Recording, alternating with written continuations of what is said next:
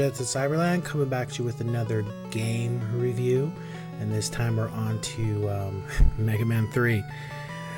So, a little backstory, as I said, I think in Mega Man 1 review.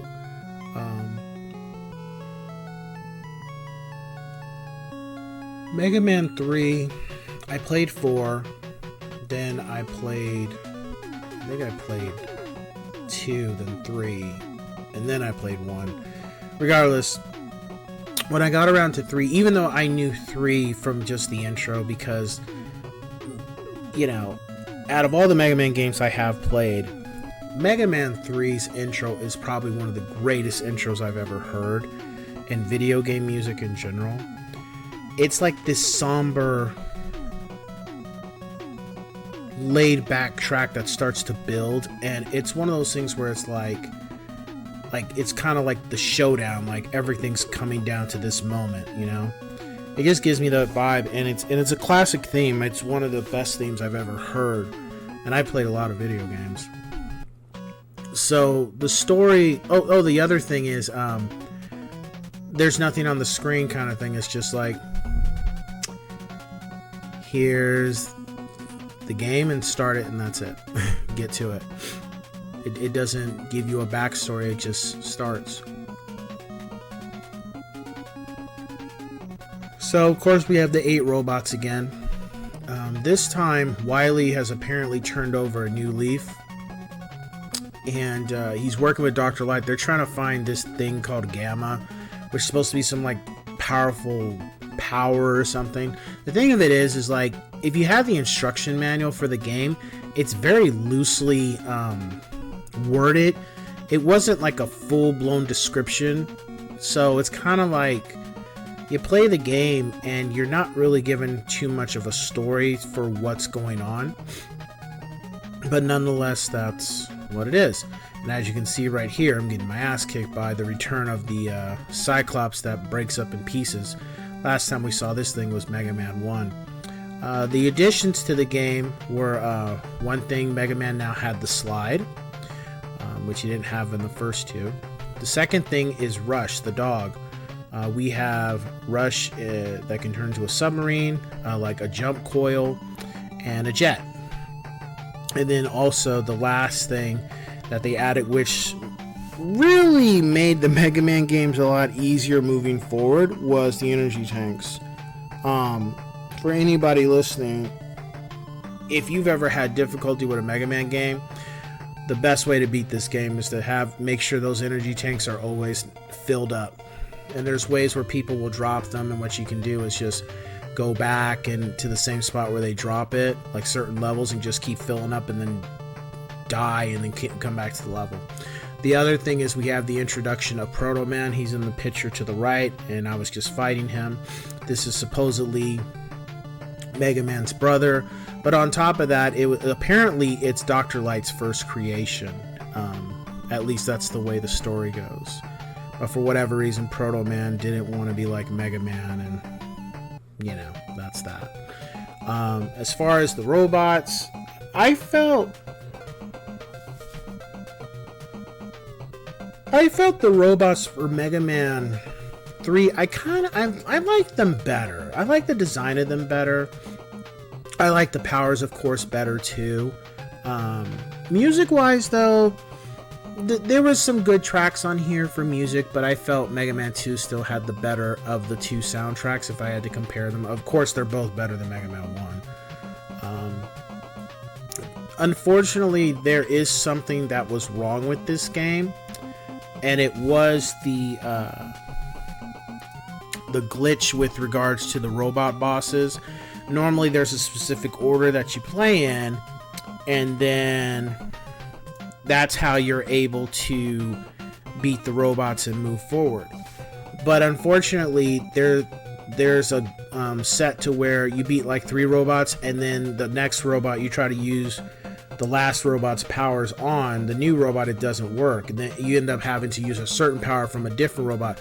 Pretty much, come to find out, I always wondered why this was an issue, and then come to find out that Mega Man 3, even though it's a wonderful game, and I give it a 10 out of 10 yes sirs, I love this game, apparently the game was rushed. It wasn't fully, like, the bugs weren't fully fixed or something like that. It was almost like there was stuff that was supposed to be added, and the game wasn't fully finished. So they didn't get the order right when it came to, okay, this power works on this robot and this power works on this robot. It got to a point like certain powers just didn't go in the order it's supposed to. So it's like, you know, so there was an issue there. The other thing was there's actually a controller glitch too, to where you can do super jumps. There's these other things you can do with Mega Man, but you got to have the second controller plugged into the NES to do it. And it works actually on the Xbox, probably on PlayStation too. So I was actually able to use it again after all these years, but it wasn't. Well, I think I used it on here. I'm trying to remember. Maybe I didn't, but I know there were the hacks that you could do too.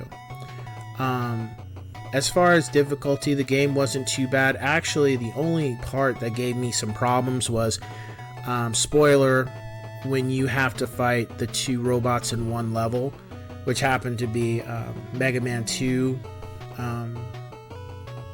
robots, which I think at that point it kind of gives off the vibe that, okay, why are we fighting Mega Man 2 robots unless somebody who's claiming they're actually on our side is not on our side? Which I kind of felt like right at that spot, that was pretty much a given that Wily's behind this shit as usual.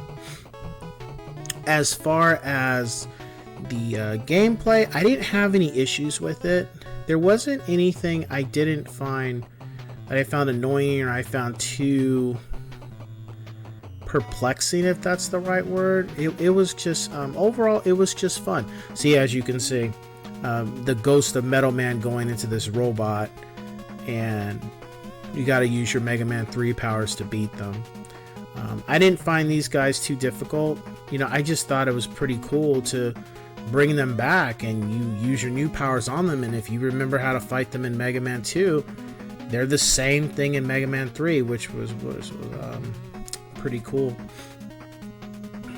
I would say they're you know, between 2 and 3, you know, I feel like I love 3 more than I love 2, and that's why I give it a 10 out of 10 for everything it offered me. But I do feel like 2 is the stronger of the between 2 and 3. 2 is the stronger so far of the games because it was almost fully complete. It didn't have any issues as opposed to what Mega Man 3 had in regards to, I'm talking about the robot issues and stuff. I didn't really find anything that in the game that was an issue for me in regards to gameplay though.